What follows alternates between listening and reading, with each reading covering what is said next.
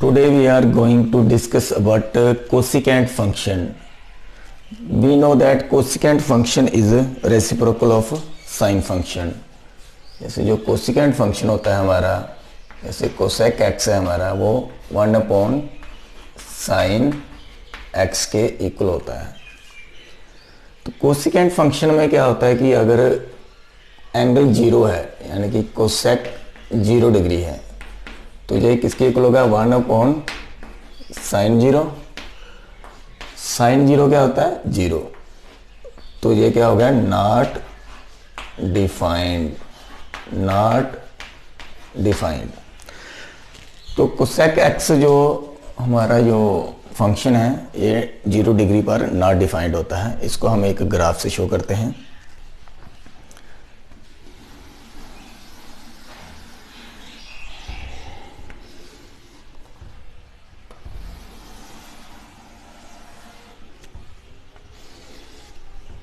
यहाँ पे 0 डिग्री, यहाँ पर π/2, pi 3 π/2, 2 pi so on. Negative side minus π/2 minus pi minus 3 π/2 minus 2 pi so on. Cosec 0 पर तो नॉट डिफाइंड होता है. अब देखें 90 पर क्या होता है. कोसेक 90 पर क्या होता है. कोसेक 90 डिग्री यानी कि 1 अपॉन साइन 90 डिग्री यानी कि 1 upon 1 is equal to 1. 90 degree पर ये 1 होता है. और पाई पर कोसेक 0 पर नॉट डिफाइंड है, तो पाई पर भी क्या है ये not defined. Integral multiple of pi, integral multiple of pi पर ये नॉट डिफाइंड होगा. इट मीन्स कि ये पाई पर 2 pi n belongs to, here n belongs to integer. अगर n 0 है तो 0, n 1 है तो पाई एंड सो ऑन. तो इंटीग्रल मल्टीपल ऑफ पाई पर ये नॉट डिफाइंड है. तो इट मीन्स ये पाई पर भी नॉट डिफाइंड हो गया.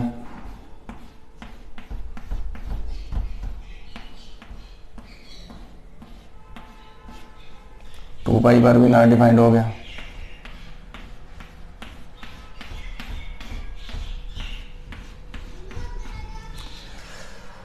यहां पर माइनस पाई पर नॉट डिफाइंड हो गया.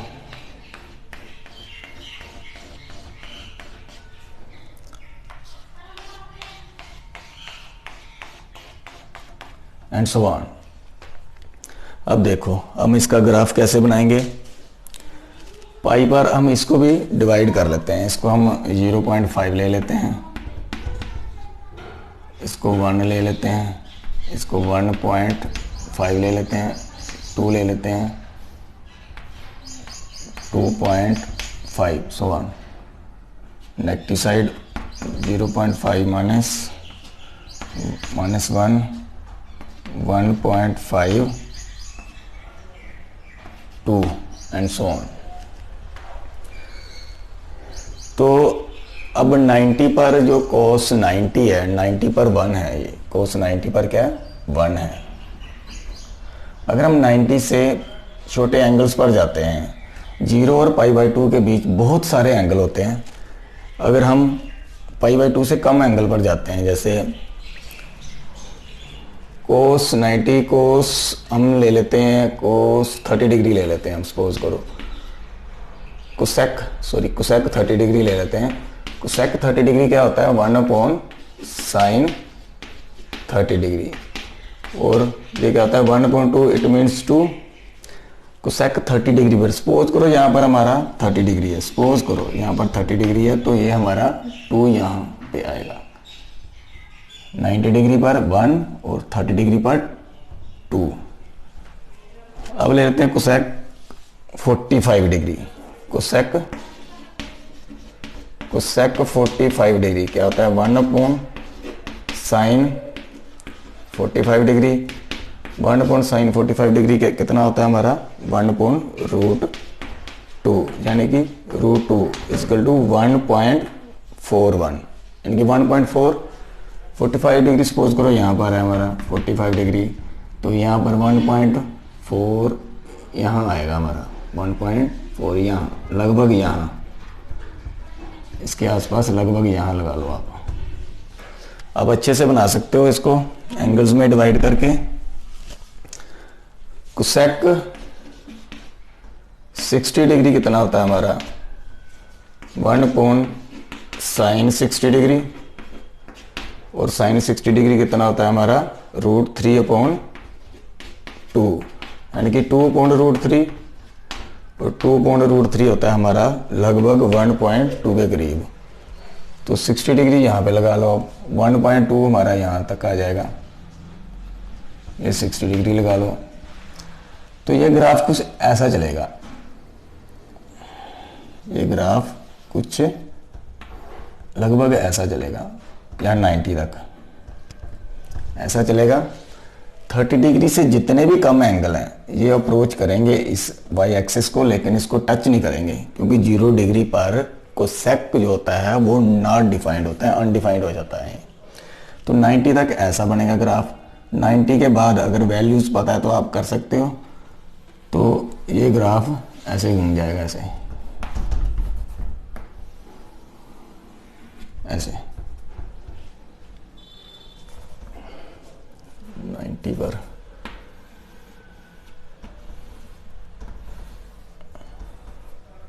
ऐसे बनेगा ये ग्राफ 90।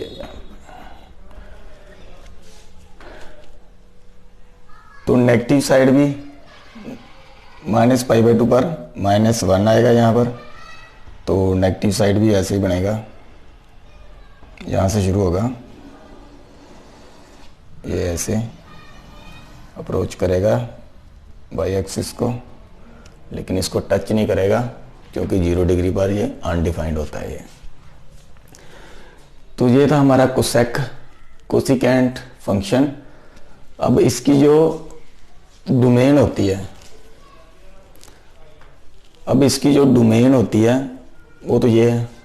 अब इसको हम, ये तो 1/1/2 नहीं है, 1/1/2 क्यों नहीं है ये, क्योंकि अगर आप एक लाइन ड्रॉ करते हो इसके पैरेलल एक्स एक्सिस के, तो मोर देन 1 पॉइंट पर ये इंटरसेक्ट कर रही है, तो इसलिए ये 1/1/2 नहीं है। तो हम इसको 1/1/2 कैसे बनाएंगे, हम इसको रिस्ट्रिक्ट कर देते हैं π/2 तक, यहाँ तक, इसको भी यहाँ से लेकर यहाँ तक, यहाँ से लेकर यहाँ तक रिस्ट्रिक्ट कर देते हैं, यानी कि -π/2 से π/2, -π/2 से π/2 तक रिस्ट्रिक्ट कर देते हैं, इसको रिस्ट्रिक्ट कर देते हैं। लेकिन बीच में ये 0 डिग्री आ जाता है, यहाँ पे नॉट डिफाइंड है ये 0 डिग्री तो हम इंक्लूड नहीं कर सकते, क्योंकि कोसेक 0 डिग्री नॉट डिफाइंड है, तो हमें ये -0 करना पड़ेगा, यहाँ पर -0। तो डोमेन तो रिस्ट्रिक्ट होगी। अब रेंज की बात करते हैं। जो रेंज है ये 1 से शुरू हो रही है, ये तो डोमेन है, तो रेंज जो है 1 से शुरू हो रही है, लेकिन जो इन बिटवीन 1 और -1 के बीच में जो वैल्यूज़ है, रियल वैल्यूज़ हैं जो, वो इंक्लूड नहीं कर सकते हम, क्योंकि ये 1 से ही शुरू हो रहा है और -1 के नीचे से और 1 के ऊपर से, यानी कि रियल में से अगर हम ओपन इंटरवल -1 और 1 के बीच की वैल्यू को अगर हम निकाल दें, माइनस कर दें -1 और 1 के ओपन इंटरवल, ये -1 और 1 के बीच की वैल्यू है, वो हम निकाल दें तो इसकी जो रेंज है वो हमें मिल जाएगी। तो ये था हमारा कोसेक फंक्शन की जो डोमेन और रेंज। डोमेन में हमें 0 निकालना पड़ेगा, क्योंकि 0 डिग्री पर कोसेक जो होता है नॉट डिफाइंड होता है, और रेंज में 1 से शुरू हो रहा है, 1 और -1 के बीच की वैल्यू हम इंक्लूड नहीं कर सकते। तो ये था हमारा कोसेक फंक्शन। तो कोसेक फंक्शन की हमारी क्या होगी, डोमेन और रेंज तो ये आ गई। तो ऐसे ही कोसेक इनवर्स फंक्शन की है, उसकी जो रेंज है वो डोमेन बन जाएगी। कोसेक इनवर्स की जो डोमेन है वो रेंज बन जाएगी। ये क्या है हमारी रेंज, तो ये डोमेन बन जाएगी 1 से 1 और -π/2 π/2 और 0 हम इंक्लूड नहीं करेंगे, 0 को हम एक्सक्लूड कर देंगे क्योंकि 0 डिग्री पर कोसेक जो होता है नॉट डिफाइंड होता है। ये कोसेक इनवर्स की है और ये कोसेक फंक्शन की डोमेन रेंज, इसकी अपोजिट हो जाएगी। रेंज जो है, इसकी जो रेंज है डोमेन बन जाएगी और डोमेन रेंज बन जाएगी। ये कोसेक इनवर्स एक्स फंक्शन था। आई होप आपको समझ आ गया होगा। आप इसका इनवर्स ग्राफ भी बना सकते हो, वाई एक्सेस ऐसे ही लेकर आप इसका इजीली आप कोसेकेंड फंक्शन का इनवर्स वाला ग्राफ भी बना सकते हो। आई होप आपको समझ आ गया होगा। Thank you.